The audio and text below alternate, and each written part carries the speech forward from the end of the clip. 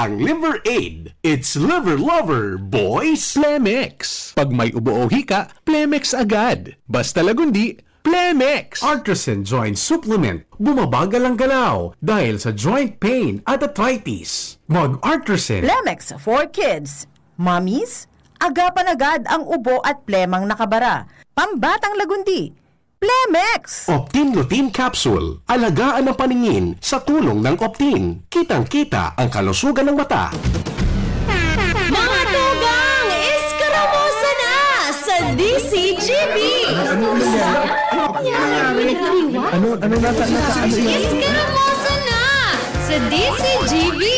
Escaramuza, istorya sa kakanan, mano-mano sana. Marina, Intra na sa Escaramuza.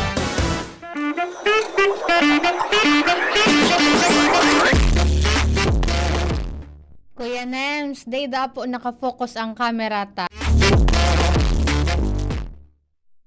Kanso hapon, manailing man ako Kuya Nems na comment duman sa Bicol Target. Pagpasensya na po yun ta. So IT mi po kaya. Ngunyan ang ikaduwang alda na nasa luwa dahilan araw talaga yung kaini. O duman sa mga paradangog ta. Pagpasensyahan na po muna nito. Tas so mga ikipahis mi po kaya na medyo ini kaya perang taon na yung Kuya Nems. So mga ikipahis mi po kaya na advance gamit mi po duman hali ako duman kasubago sa Albay Astrador. Boro bit duman ni Kuya Ramir tanan. An su camera dahilan po ta kakatapos lang ni ibagakan inauguration. Ito man su ginamit kasuhapon.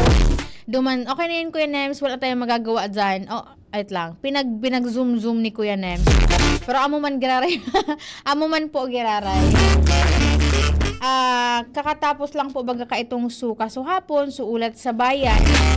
State of the City address ni Mayor Alfredo Garben Jr. At the same time, inauguration ceremonies kan incoming City Mayor Honorable Hisham Ismail, and then kasubago man su oath-taking and inauguration po ni Albay Governor-elect Noel Rosal. At the same time po sa mga membros kan sanggunian panlalawigan and magiging representante kan kaduwang distrito ta duwa lang su presente duman na Congress.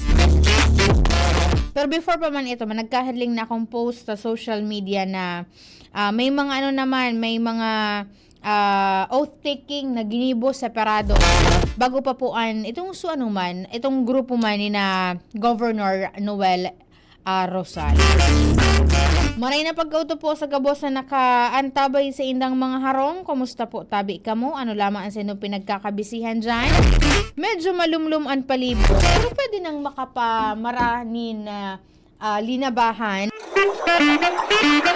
Grabe po naragangdang kang init kan panahon dyan sa tuyang palibot. Kaya mag-take ng mga precautionary measures.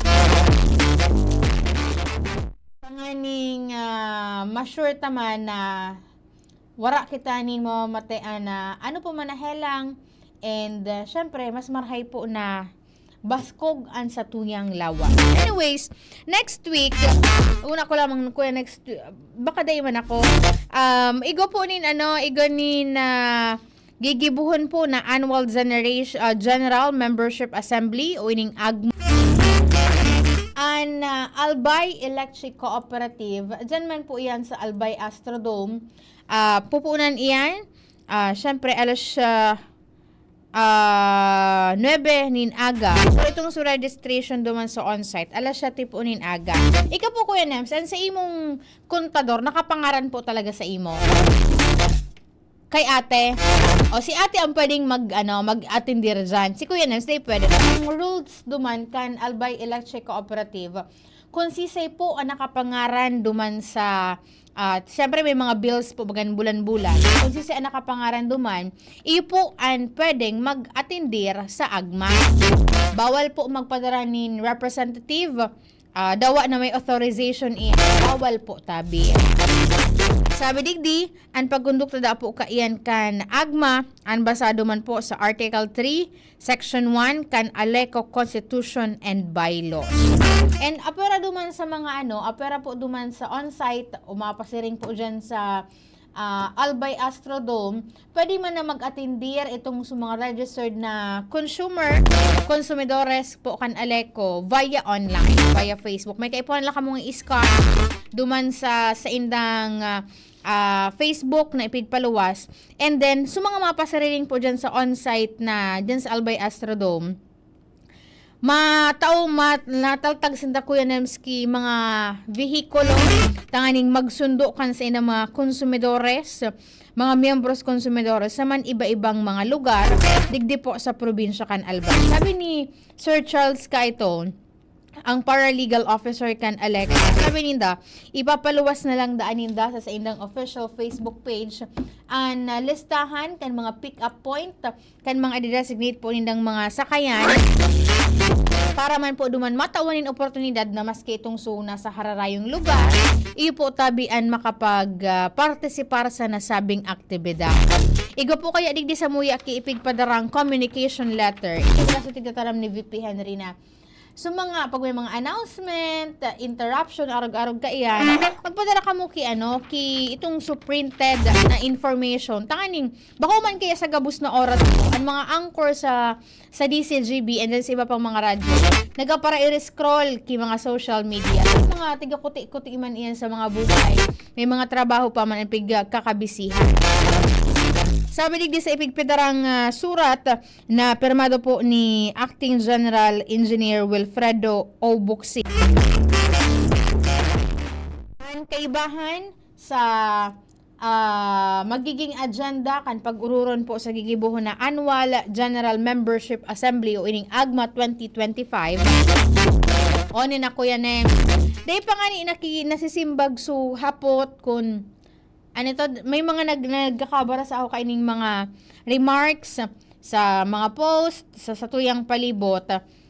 Kung napapasa inda Kuya Nems, ang 10 pesos na pigahagad o pigsisingil na buffer fund. Ngunyan Kuya Nems, ang saro sa magiging agenda duman sa AGMA, hali sa 10 pesos, i-request na kung pwede, maging 20 Kuya Nems.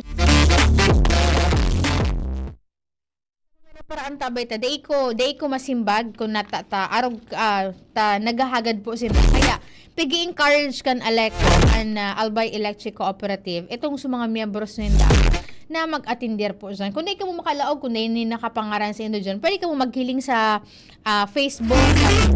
Pwede no para madangog nindoan explanation kan mga tawong dapat na mag-explain ka mga sering na bagay-bagay.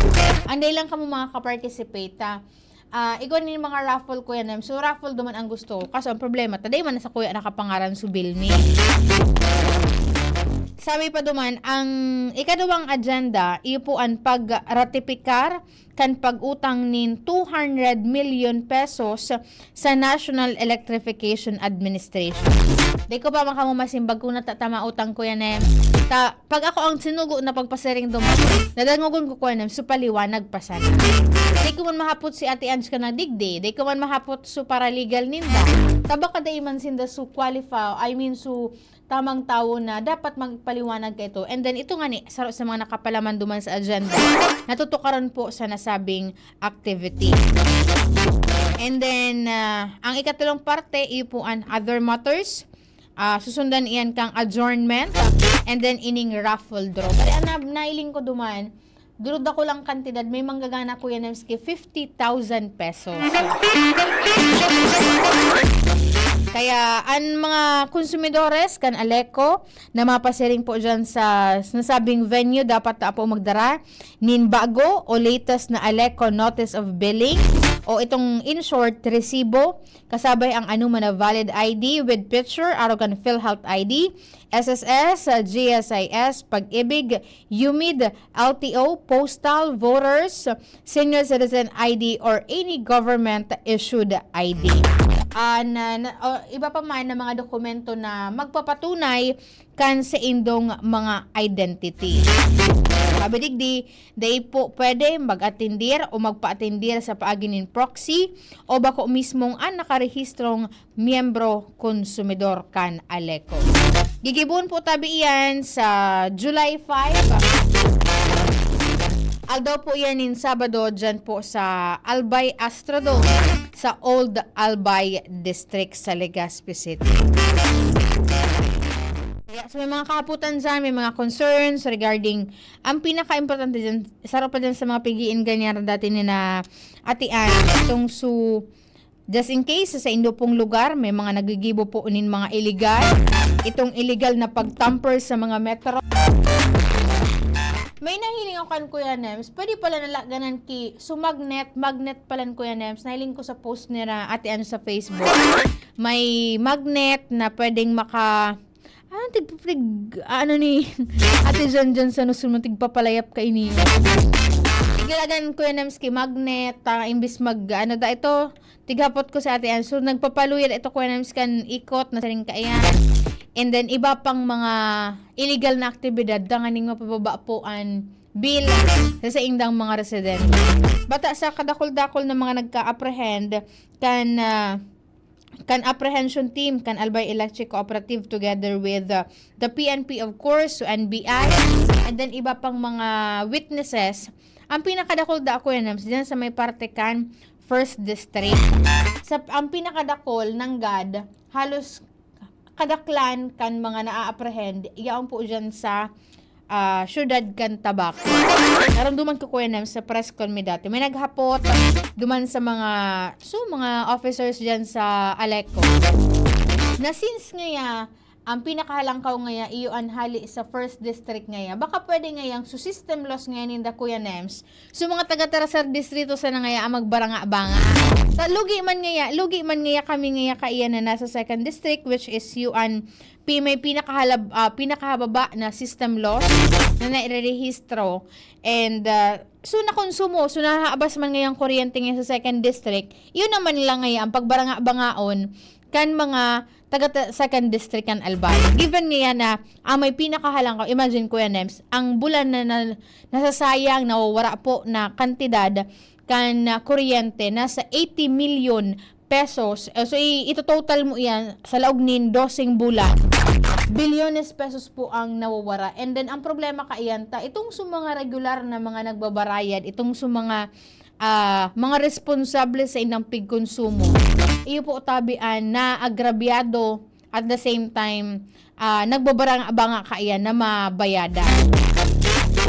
Tapos aside dyan ko yan sa tigbabayada na iyan kan mga konsumidore, nag-aabunar pa da ang Aleco. Kaya tighapot ko sinda kun sa good no ari, kaya nidang sustiniran ang pag-abunar kaiyan. Kaya ang gigibon mo na sa ngayon mga ma'am itong pagpapakusugkan sa indang apprehension activity sa man iba-ibang parte po kan probinsya kan Albay. Kaya ang pangapunan ninda, just in case ngayon sa indong lugar, makiusip man tabi sa indang opisina, pwede ka mong mag-message sa indang official Facebook page, mag-email sa indang official email account. Ang ani pong maresolveran ang siring na mga insidente. Ang sa kuyang kapartner po sa Lado Technical, si Kuya Nems Flora. Sa IT, nasa luwas pa si Jerome Nico Martinez. Ako po si Angel Mustaza. Bye-bye! Mga tugang, abangan ta ang pinakabagong programa digdi sa DCGB Radio. Ang programang mahatod ng mga impormasyon, mga istoryang kapupurutan ng inspirasyon na naidulot kan